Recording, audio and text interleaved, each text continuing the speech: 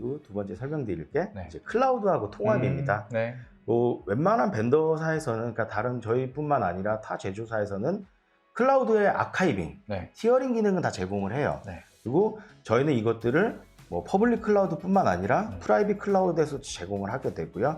그리고 클라우드 쓰임새 가지 두 번째 아까 말씀드렸던 그 DR 구축이라던가 네. 클라우드 전체에 있는 사무소에 있는 데이터들을 네. 저희가 하나로 모아가지고 사용을 할 수가 있습니다.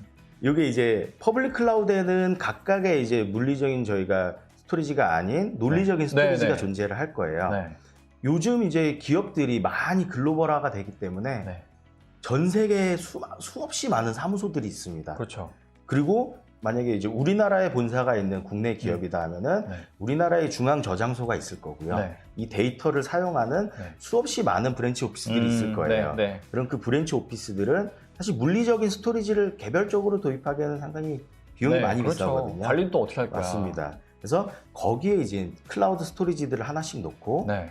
그리고 저희 이제 중앙에 저장되어 있는 스토리지 데이터를 네. 저희가 캐싱 역할을 할 수가 있어요. 그래서 사실 하나의 사무소마다 읽혀지는 데이터는 빈번하게 읽혀지는 데이터는 뻔하거든요. 네, 그렇죠. 그럼 그거를 한번 캐싱해 놓고 클라우드 스토리지에서도 저희가 온프라미스에서 스토리지 사용하는 것만큼 빠르게 사용을 할 수 있도록 그렇게 쓰는 연동 방식이 있습니다. 보통은 어떤 예. 본사와 지사 간의 거리가 멀면 멀수록 예. 느리잖아요. 맞습니다. 엄청 느리잖아요. 예. 근데 지금 말씀하신 것처럼 중앙에서 캐싱 역할을 하니까 처음엔 느려도 그 다음부터는 계속 이제 빨라지겠네요. 예, 맞습니다.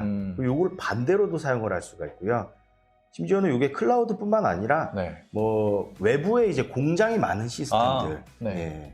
그리고 국내 내에서도 사무소가 많은데 뭔가 클라우드는 사용하기 싫으시고 뭔가 작은 용량의 엔트리급 스토리지만 사무소에 놓고 네. 중앙에 있는 데이터를 빨리빨리 사용을 하고 싶을 때 네. 이럴 때도 사용을 할 수가 그거 있습니다. 되게 괜찮네요. 예. 네. 그리고 클라우드 같은 경우에는 이게 저희가 이제 AWS라던가 네. Azure 네. 그리고 GCP, 네. 알리바바 여러 군데 클라우드 벤더에서 네. 협력을 해서 서비스를 하고 있어요. 그렇기 때문에 이 업체를 가리질 않습니다. 예. 어떤 퍼블릭 클라우드를 종속되지 쓰던 않아요. 예. 그것도 되게 큰 장점이네요. 맞습니다. 그래서 이런 장점을 활용을 하게 되면은 저희가 보통 이제 클라우드를 제가 AWS 쓰고 있다가 네. 저희가 전체 다 애저로 바꾸기로 했어요. 그러면 아까 말씀하셨던 그 데이터의 복제 네. 이런 것들이 상당히 문제가 될 거거든요. 네. 그때 이제 온프라미스로 데이터를 저희가 캐싱 말고 데이터로 옮길 수도 있습니다. 그래서 잠깐 옮겨놨다가 다시 퍼블릭 클라우드로 예, 다시 이렇게 재배포를 할 수도 있고요. 네. 여러 가지 활용적인 측면에서 네. 강점이 있습니다. 어쨌든 중앙에서 요 물리적인 저 DM 솔루션이 그런 역할을 다 이제 해주는 거네요. 예, 맞습니다. 그래서 기본적인 이제 온프라미스에는 스케일아웃으로 크게 구축을 해놓고 네. 나머지 작은 사무소에서는 작은 스토리지를 도입을 한다거나 혹은 클라우드 스토리지를 도입을 해서 좀 더 효율적으로 사용을 하실 수 있도록 그리고 이 속도를 빠르게 해서 개발이라던가 이런 업무에 지장이 생기지 않도록 이렇게 구현을 할 수 있도록 도와드리고 있습니다. 네. 속도가 제일 중요할 텐데 어쨌든 그렇게 캐싱 역할을 해서 속도를 보장을 한다는 것 자체가 되게 좋은 장점인 것 같습니다.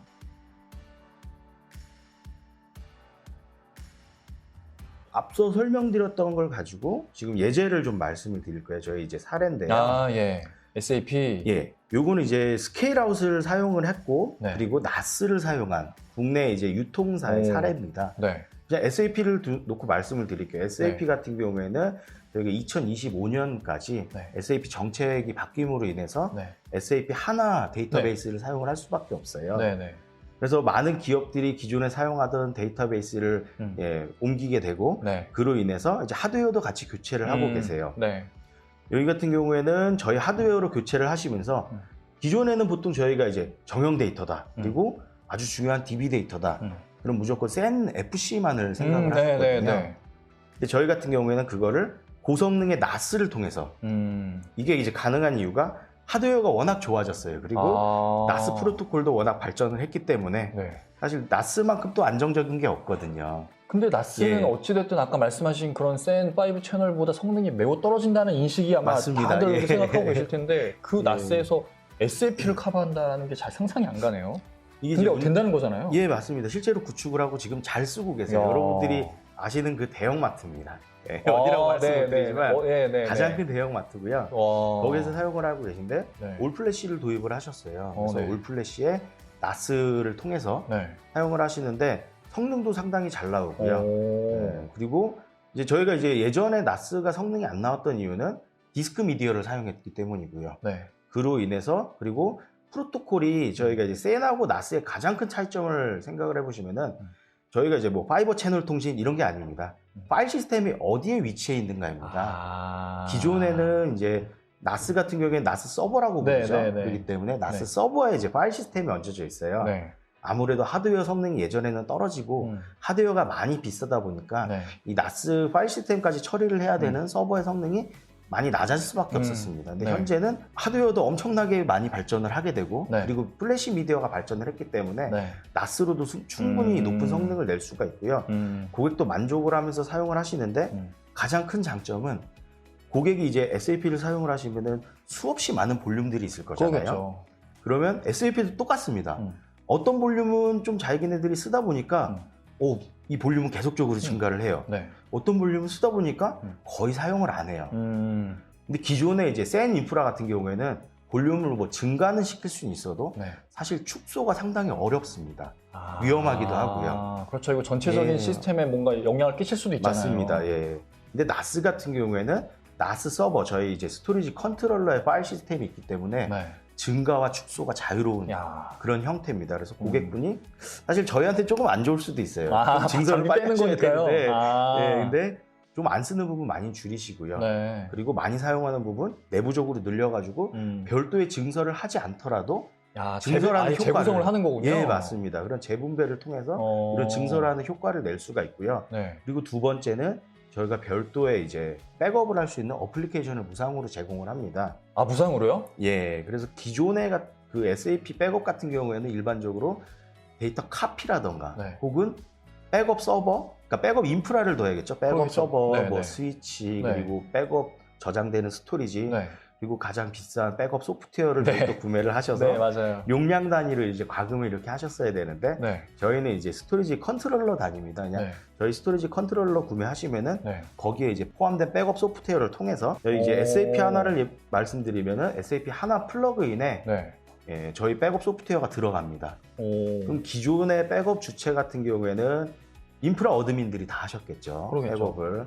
근데 저희는 그 카탈로그라든가 이런 백업 정책, 주기 이런 것들을 DBA 분들이 하실 수가 있어요. 왜냐면 플러그인에 들어가 있기 때문에. 어차피 지금 내가 맞습니다. 그 SAP 이렇게 다루면서 백업도 거기에 들어가 있으니까 굳이 이걸 인프라 담당자가 할 필요가 없네요. 그러니까 DB를 가장 잘 아시는 분이 자신의 입맛에 맞게 그리고 회사 정책에 맞게 백업을 지정을 하실 수가 있어요. 그래서 이런 여러 가지 저희가 이제 고성능 나스를 유연하게 구성을 하시고 그리고 백업 솔루션을 통해서 좀 더 효율적이고도 빠른 백업과 복구를 가능하게 한 이런 사례였습니다.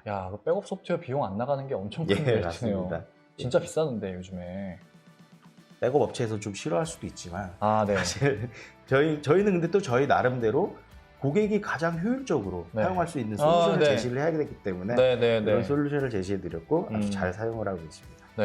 다음 사례는 이제 실시간 분석 사례예요.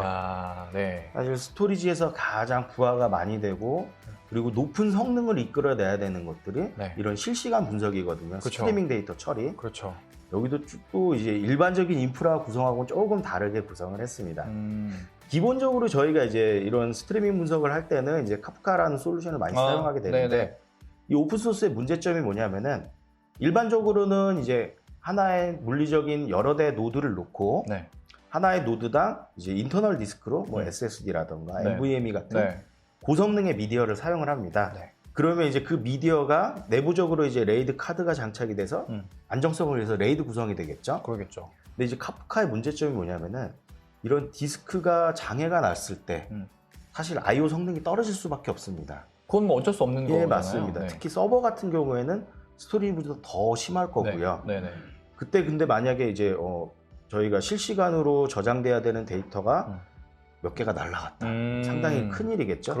왜냐하면 사실 실시간 분석의 목적은 실시간 데이터를 쌓아가지고 나중에 배치 처리를 통해서 뭔가 저희가 이제 가치 있는 데이터를 만들어내는 거거든요. 그래서 여기 고객사에서는 여기도 상당히 유명한 국내 통신 고객사고요. 통신 고객사에서 이제 과금 데이터가 실시간으로 계속 들어올 거지 않습니까? 그것들을 수집해가지고 나중에 그것들을 분석을 해서 좀 더 가치 있고 매출을 증대시키는데 필요한 데이터들을 이렇게 뽑아내는 용도로 사용을 하시는데 여기서 이제 가상화를 사용을 하셨어요. 이제 NAS를 통해서 아까 네. 말씀드렸던 유연하고 고성능의 NAS를 통해서 가상화를 도입을 하셔가지고 가상화를 처음에 배포를 하시고 계속 쓰다 보면 이제 가상화가 뭐 늘어날 수도 있고 특정 기간에는 늘어날 수도 있고 줄어들 수도 그렇죠. 있잖아요. 늘어나는 기간에는 이제 NAS의 유연함을 통해서 좀 볼륨을 더 할당을 해서 네. VM을 더 많이 늘려주고 네, 네. 이런 식인데 중요한 건 이제 그 옆에 있는 이제 아이스카시입니다. 네. 저희 스토리지는 스케일 아웃도 가능하지만 네. 기본적으로 유니파이드 멀티 프로토콜을 제공을 하고 있습니다. 그래서 이 카프카의 데이터가 저장되는 공간들은 네. 아이스카시를 통해서 저희 스토리지에서 하나씩 이제 볼륨을 할당을 하게 됩니다. VM으로 직접요. 그럼 훨씬 빠르겠네요. 맞습니다. 그래서 기존의 가상화의 하이퍼바이저의 그 병목 현상을 거치지 않고 바로 스토리지에 있는 성능을 VM들이 바로 사용을 할 수가 있고요.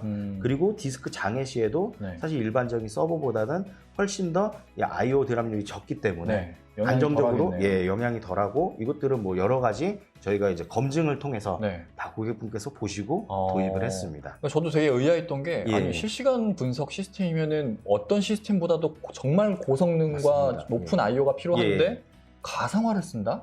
이해가 잘 안 됐어요. 그랬는데 이제 말씀 듣고 보니까 아이스카시로 이렇게 직접적으로 다이렉트로 연결을 해주니 그 진짜 하이퍼바이저의 병목 현상이 왜 되게 심하잖아요. 맞습니다. 그래서 웬만하면 이런 실시간 스트리밍 서비스 분석하는 데는 안 쓰는데 이거는 가능한 거네요. 예, 이렇게 가능해서 현재 잘 사용하고 있어요. 제가 별로 안 좋은 예제를 들고 오면 당연히 욕을 네. 먹겠죠. 그래서 네. 잘 된 예제 그리고 네. 저희 스토리지를 정말 효율적으로 사용하신 네. 고객분들의 예제를 들고 온 거예요. 비용도 그러면 되게 아낄 수 있겠네요. 이렇게 맞습니다. 하면. 서버 한 대로 비교를 하면 사실 크게 뭐 차이는 훨씬 없겠죠. 저렴하죠. 예, 근데 이거를 계속적으로 사용을 하시고 네. 그리고 데이터 증가라던가 이런 예측 불가능한 것들에 대비를 네. 하시려면은 네. 이런 가상화하고 그리고 저희의 다이렉트 어태치 스토리지를 통해서 네. 구성을 하시면은 정말 효율적으로 네. 사용을 하실 수가 있죠. 신기한 사례 처음 봤어요. 예. 이런 거는.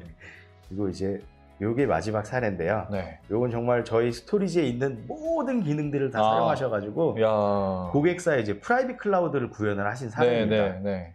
제가 첫 번째 설명드렸던 게 기본적으로 스케일 아웃이 되는 스토리지라고 말씀드렸고 네. 그리고 각각의 계열사별로 논리적인 스토리지를 할당을 시키고요. 네. 그 계열사별로 절대 다른 계열사의 데이터에 침범을 할 수가 없고요. 네. 그리고 이 계열사마다 성능이라든가 이런 것들을 계열사에서 이제 구입을 할 거잖아요. 그렇죠. 프라이빗 클라우드이기 때문에 네. 그 구입되는 서비스 레벨에 맞춰서 저희가 과금까지도 연동을 시켜서 할 수 있는 그런 솔루션을 보여드렸고요. 네. 이 모든 것들이 저희가 기본적으로 제공되는 API하고 연동이 되어서 계열사에서 이제 사용하는 그 포탈, 저희가 이제 프라이빗 클라우드 같은 경우에는 포탈 서비스가 엄청나게 중요하잖아요. 네. 포탈 서비스하고 저희가 연동이 돼서 스토리지를 이제 신청을 하시기도 하고요. 그리고 자기가 얼마나 쓰는지를 또 아셔야지 계열사별로 효율적인 또 투자를 하실 거잖아요. 그렇죠. 근데 스토리지에서 해당 계열사별 그리고 해당 계열사면은 이제 가상 스토리지별도 있지만 해당 계열사의 유저별 혹은 해당 계열사에 있는 가상 그 서버에 물려 있는 해당 볼륨별 뭐 이런 상세하게 각각의 항목별로 해서 스토리지를 얼마나 쓰고 있는지 저희가 그거를 IOPS라던가 스루프 같은 지표로 각각의 개별 아이템들이 사용량을 표시를 해줘요. 그럼 그게 포탈과 연동이 돼서 대시보드에서 그것들을 고객이 바로바로 보실 수가 있습니다. 이게 대형 그룹사 같은 경우에는 아마 IT 계열사를 하나씩 다 두고 있잖아요. 맞습니다. 근데 그런 IT 계열사에서 우리 그룹의 프라이빗 클라우드를 구축하고 이렇게 뭔가 과금을 통해서 새로운 비즈니스 모델을 아예 만들어낼 수 있는 거인 것 같아요. 맞습니다. 그 연동이 돼서 참 좋았고요. 그리고 고객사에서 얘기를 하셨던 게 자기는 이제 클라우드 서비스도 같이 사용을 하는데 그것들과도 좀 활용을 할 수 있는 방안을 달라 하셔서 저희가 이제 이게 내부적인 클러스터로 확장도 할 수 있지만 클라우드와도 같이 연동을 할 수 있어서 그 부분까지도 같이 서비스 모델로 만들었던 거예요. 그렇게 만들었던 모델입니다. 야, 이거 그룹사나 아니면 어쨌든 계열사가 좀 많은데 한 회사에서 어떤 그룹 전체의 데이터를 관리하고 싶으신 곳 그런 곳들이 참고하면 되게 좋을 장표인 것 같습니다. 야, 신기하네요. 이런 식으로도 가능하다면 진짜 인력도 충분히 되게 이렇게 효율적으로 관리할 수 있을 것 같고 그렇게 효율적으로 관리가 되면 당연히 비용이 줄어들 수밖에 맞습니다. 없을 것 같고 여기 이제 클라우드하고 연동을 했는데 클라우드 연동은 저희가 이제 아카이빙도 있었지만 아까 말씀드렸던 이제 재복구라던가 이런 것들을 다 연동을 했고요. 그리고 거기서 좀 더 이제 쉽게, 손쉽게 재복구에 대한 모의 훈련 같은 것들도 다 구현을 해냈고요. 그리고 원거리에 있는 이제 계열사들, 그 프라이빗 클라우드를 이용을 할 수 없는 원거리에 있는 사무소에서도 이 중앙에 있는 저장소를 같이 사용을 했던 그런 사례가 된 겁니다. 그리고 아까 말씀하셨던 그런 캐싱 기능도 여기 들어가 있으니까 그게 가능한 거겠네요. 맞습니다. 그리고 이제 가장 중요한 게 사실 처음에 이제 고객사, 그러니까 계열사에서는 프라이빗 클라우드를 사용하라고 하면 반발이 심하세요. 왜요? 왜냐하면은 본인들이 그러니까 이미 준비되어 있는 그런 물리적인 형태의 이제 인프라가 아닌 이제 프라이빗 클라우드를 포탈에서 신청을 해서 바로바로 사용하는 건 편리하지만 본인들의 센터에 있지가 않고요. 그렇죠. 본인들이 직접적으로 관리를 하지 않기 때문에 뭔가 서비스 레벨에 대한 이슈라던가 혹은 가용성에 대한 그런 의문이 있을 수가 있어요. 그리고 이게 사실 물리적으로 저희가 센터에서 하나의 IT 계열사에서 프라이빗 클라우드 요번에 서비스를 좀 개선을 하기 위해서 작업을 수행합니다. 그러면 계열사에서는 당연히 좋아하지 않겠죠. 다운타임이 발생하니까. 그러겠죠. 당연히. 그래서 저희 같은 경우에는 저희 클러스터 시스템에서 저희가 무중단으로 볼륨 이동이나 이런 것들이 가능하다고 말씀드렸잖아요. 그래서 최소한의 다운타임만을 가지고 이것들을 다 볼륨을 미리 이동을 시키고 신규 스토리지를 집어넣고 오래된 스토리지를 빼내고 이런 것들도 이제 같이 해서 이런 서비스적인 측면뿐만 아니라 그 이면에 있는 그 이제 항상 이제 저희가 다운타임을 거의 최소화시키려는 그런 인프라의 노력까지도 저희 스토리지를 통해서 어느 정도 구현을 해내고 있는 그런 사례입니다. 스토리지 하나만 바꿨을 뿐인데 정말 많은 것들이 바뀌게 되겠네요. 맞습니다. 저희가 준비한 채널은 여기까지고요. 저희는 이만 물러가겠습니다. 아침 일찍부터 정말 많이 참여를 해주셔서 대단히 감사합니다. 감사합니다. 감사합니다.